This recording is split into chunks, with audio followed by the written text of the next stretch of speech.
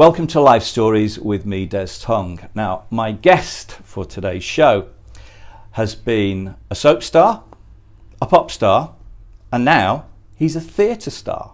But I'm also happy to say he's a mate of mine.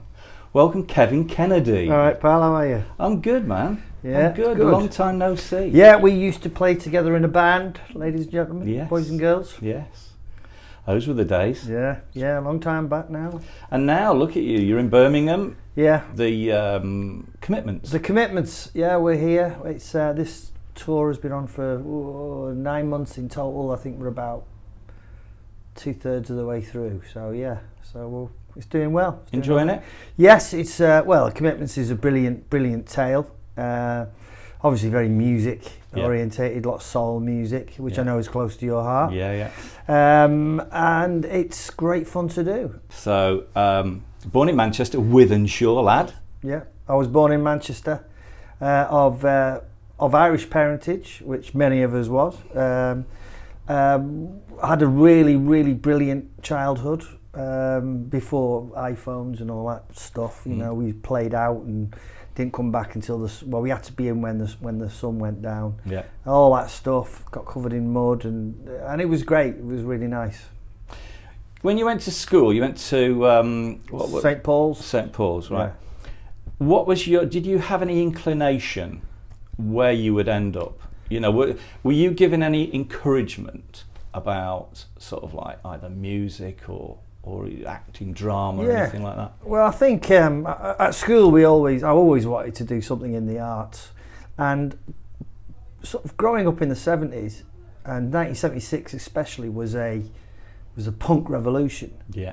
And what was brilliant about that is it means you could do something. You could do anything you wanted. You could be a poet, a sculptor, a musician, an actor, a painter. And you were actively encouraged to do it because it was a revolution. Yeah. And when you turned the telly on at night and Granada Reports, whatever, you always saw your peers doing something. And it truly was a revolution in the sense that you were encouraged to do whatever you wanted to do, and you could actually make it.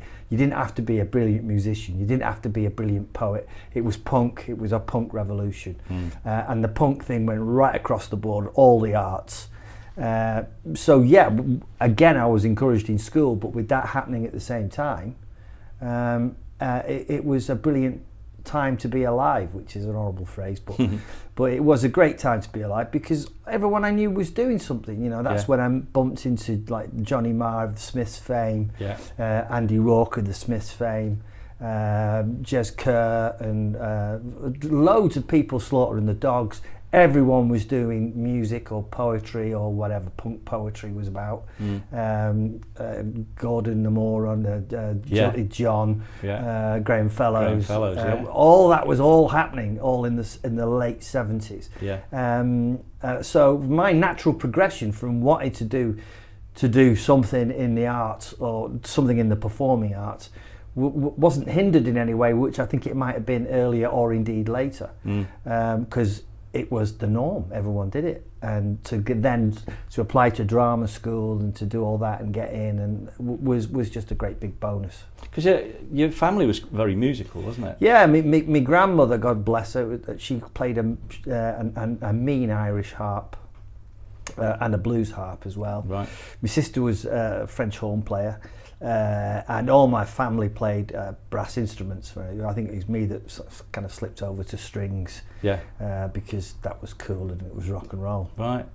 So when you got into the acting, it was the Northern Manchester Youth Theatre. Manchester Youth Theatre. Yeah. How was that? What was that like? Well, I really wanted to find out more and about the arts and theatre especially, and I think at that age you're such a sponge. You're absolutely desperate for information about what you want to do, and the Manchester Youth Theatre, sadly no more, was an opportunity that came up, and I applied to it quite late on, and they said, well, we're quite full, but come along anyway. And I joined that, and it was run on a professional basis as regards using professional theatres and professional directors, writers, people behind the scenes, I was involved in that world, which I just fell in love with. Yeah. And I wanted it. I wanted more, and I didn't really. I didn't want to be famous. That didn't come into the equation at all. That was just a happy coincidence later on. But I was desperate to have the life of an actor. Right. But I was still involved in the music and other things as well. Didn't you used to play in an Irish band? I did. I joined an Irish band called the Borderline. And that is really where I learned to play live, is because we were out Thursday, Friday, Saturday, Sunday nights. We were playing for 2-3 hours. We were a dance band. Yeah. So, and that's where I learned the craft and the art of actually playing live for a very long time. Right. Not like a 45-minute set. Yeah. And we used to play all night. Yeah. Or 10 minutes as they do nowadays. Yeah. All night we used to play, and Yeah. and I really enjoyed that, and that gave me a better appreciation of music, and it certainly got me more into country music, which later on had a really big effect. The Coronation Street thing. What happened with that? How did that come about? I'd done some West End stuff. I did 2 West Ends before Coronation Street. I did a show called Idle Hands at the Shore Theatre, which is sadly no more.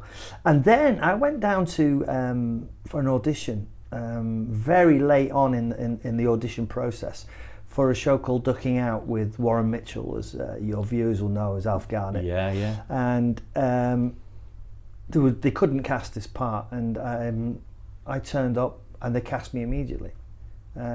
Which was wonderful. It was like my second West End in the space of 2 years, and I got into that. And so I had some theatre pedigree behind me before I got into Coronation Street. Yeah. After that, I got another job with a guy called a director called Stephen Frears, who directed things like My Beautiful Laundrette, and we did a show here in Birmingham at Central. Right. And it was filmed in all on the canals. Yeah. Yeah, they used to do a lot. Central used to do a lot of stuff, didn't they? And Central, and it was my first TV experience. And he was brilliant, Stephen Frears, because he said to me, I'd finished my filming, and I said, right, I'm off now. And he said to me, wait. He said, stay. Your hotel's paid for. Stay and learn, which was amazing. So I stayed and watched this real master do his craft, And then I got another gig. I was at the BBC doing a play about Manchester Grammar School in the 60s. And while that was happening, of course, now my reputation started to grow just through the 2 West Ends and the theatre that I'd done and the TV stuff. And I went up for an audition for to play Curly Watts on a Sunday when I'd finished the BBC stuff on the Saturday, and I started on the Monday. So it was all kind of late auditions that I just managed to get in. So, and that's what started about 1982 or 81, I can't remember. Yeah. So I got into Coronation Street, and I did about 5 or 6 episodes, and they really liked the character. Because originally it was only going to be for about 4 or 5. Yeah, it was only 4 or 5 episodes. It was just a device that they needed, a character device for Chalky Whiteley, who was a character, to win some money, and they needed a brainy bin man to work out the accumulator on the horse racing, and that was the device really. And they needed an actor to play that, and I came in and did that. They loved the character. They loved the idea of this really intelligent bin man. And then I said, well, I can't hang around because I've got to go and I was doing Hamlet in Sheffield, the Crucible. Right. And they said, oh. And then they said, well, have you got much more work lined up? I said, well, yeah, I'm doing a tour of No Sex Please We're British after this. So they said, oh, right, okay. So when that finished, they put me on contract. And I stayed there on and off. I went out and did other stuff. And I was on there for 20 years. Weren't you on a sort of like, you didn't have an actual long-term contract? No, I didn't have a long-term contract straight away. Yeah. And that's because I kept going off and doing stuff, because I had to work. Yeah, of course you did. And I was signing on, in the bits when I wasn't actually working. Yeah. And signing on. Yeah, it was nuts. It was crazy. Yeah. Because I go, you get into the Dole office and they go, have you been working? Yeah. What have you done? I've just done 2 episodes of Coronation Street. Really? And so the attitude changed completely. We'll have you claim through in 2 days.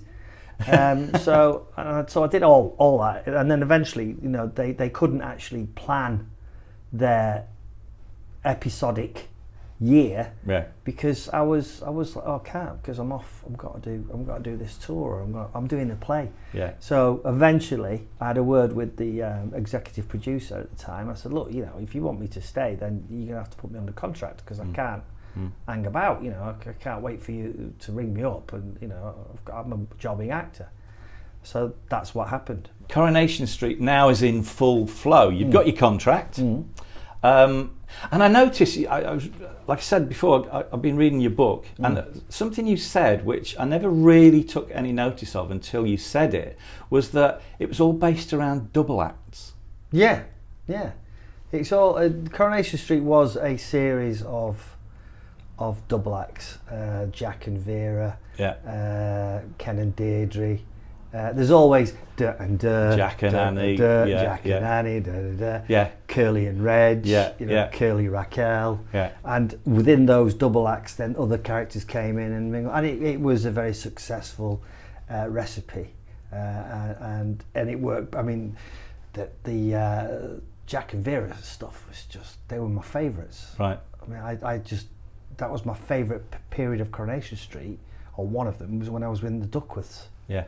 They weren't trained actors, and they did have a lot, especially as they got a little older, they had trouble learning stuff. So everything was in little crib notes all over the place, which was charming, and they just made it look effortless, you know. But you pick something up, and Liz would go, put that down. And you go for the put that down, because there was all notes on it, you know.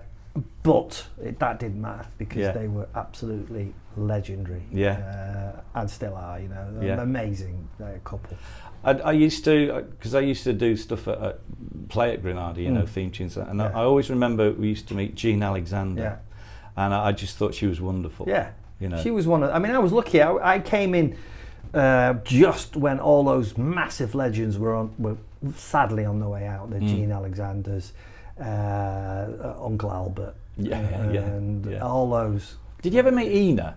No, I didn't. No, Pat Phoenix. I was in awe of. I mean, she was something very special.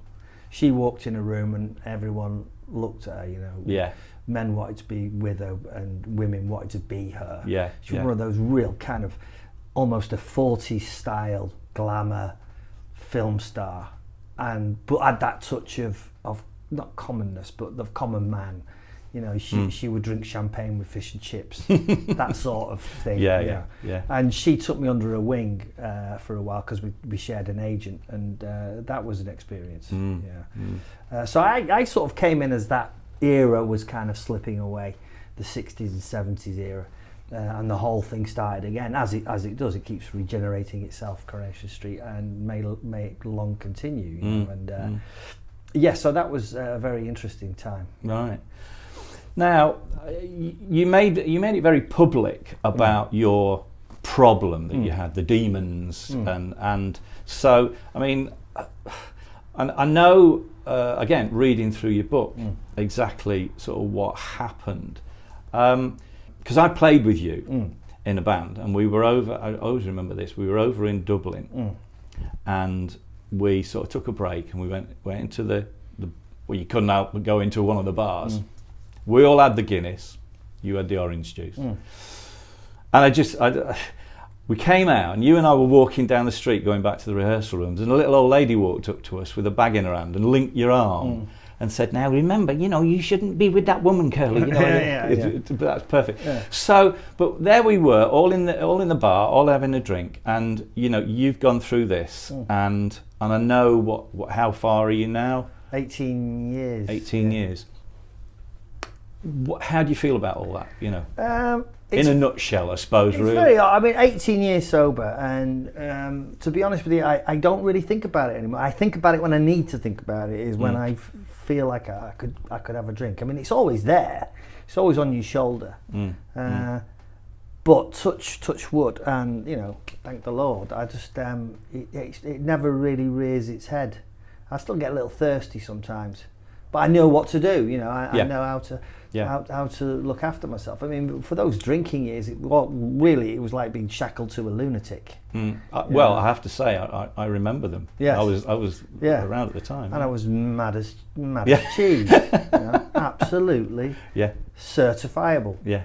And it's very much a Jekyll and Hyde thing, you know. And the book Jekyll and Hyde, Robert Louis Stevenson, I was strongly suspect is based on alcoholism or an addiction of some sort, because it's the same person, two different sides. Yeah. So now I just don't really think about it, you know. Right. And I'm very happy, you know. Yeah. As you said, you know, I went in. I can still go into pubs and stuff, but I mean, I obviously don't do that straight away, folks. If you're in early recovery, you stay away from wet places. But later on down the line, I could go in a pub, I could have something to eat, watch football, Manchester City. And we won't talk about that. Yeah, well, that's a whole different program. And yeah, you know, recovery is a bridge to normal living. I can do anything I want apart from drink. Yeah, well, that's great. Yeah. But your wife now runs a thing down in Brighton, isn't it? Well, we have an umbrella company called Kennedy Street, which C&C, which is we do all sorts. That's just the umbrella for the dry bar. We run a film school. We run classes. It's generally just trying to bring some sanity back in the community. Yeah. In a strange and sometimes getting scarier world. This is just it's the answers in the community, and that's what we try to promote. Right. You worked with We Will Rock You, wasn't it? Yeah. So Brian May, Ben Elton, Roger Taylor. Yeah. That was great. That must have been pretty cool. Yeah, it was excellent. I mean, my audition for that was I was doing panto up in Lincoln with Jade Goody, God love her, when she was unfortunately dying. Right. I mean, literally dying, not like on the stage dying. I mean, dying. Very, very brave lady. And I got down to London for this audition for We Will Rock You, and the song was Days of Our Lives, and there was a bit of script just like that. And it was my day off, and I was tired, and I went in and I just did the audition, sang the song, and left. I'm in a restaurant in London getting something to eat for. I had to go back on the train up to Lincoln, and the phone goes, "It's my agent. They want you back again." I was like, not in the mood. Anyway, so I went back, and there's Ben Elton, and there is Brian May, and we said, well, look, you know, Roger Taylor wrote this song, and he's not here, so he needs to hear you sing this song because you can't come back because you're performing. I was going, yeah. So I said, well, how are we going to do it? He said, we'll do it on the phone. So Brian May gets his phone out, right? And Mike Dixon, who's a top West End MD, they start playing the song, and I'm singing this song into Brian May's phone, which is a world massive hit. Yeah. Right. I said, okay, and I'm walking out, and I said to him, look, lads, it doesn't really matter if I don't get this gig. I'll dine out on this story for years. I'd not got to the as in the foyer of the theatre. I'd not got outside, and the phone rang, and he said, you've got it. Brilliant. Yeah. And I also talked to you about before Bulldog Nation, that track you did, which was written by a really old friend of mine, a guy called Cliff Wade. Yeah. I mean, that was a great song. Well, but that just happened through playing with the Borderline and then playing with a bunch of Thieves, my other band. And Simon Cowell, then before he was God, was looking for tunes from Soap Stars era, so we submitted that as a guitar track in a predominantly a dance chart. It did all right, and it was everyone's kind of secret pleasure at the time. Yeah, a lot of people liked it but didn't want to admit to it because it was a Coronation Street star playing a song. Yeah, but it did really well. I mean, it got into the 30s or something, wedged between Madonna and Jerry Halliwell, which is not a bad place to be wedged. If you're going to be wedged somewhere. You know? Yeah. So so it did okay, and that led on to other stuff. And then I went to, I got signed by Warner Brothers and went to Australia, New Zealand, and I got a gold album there. And then I ended up in America, and I played on the same bill with Steve Earle, and I played at Morgan Freeman's blues club called Ground Zero. Brilliant. In Mississippi, and played in Memphis, as I said, and that was good. Yeah. Yeah. Plans for coming up? Coming up, nothing much. Few auditions. Yeah. Nothing. You know, I hate that when actors say I've got things in the pipeline. Yeah. Which means there's nothing in the pipeline. But it's all in the lap of the gods. You know, I'm very happy. I do what I love doing. If you do what you love for a job, then you never work a day in your life, as the old saying says. Yeah. And I do love it, and it's great. Brilliant. Kevin, thank you so much for your time. Thank you. It's great to see you again. And great to see you, Des. And long may it rain. Thank you. And I could tell you stories about him that you wouldn't believe. Right? He's all very posh now, very presenter. No, don't believe a word of it. I've been on the road with, I know stuff. Kevin, brilliant. Take care, mate.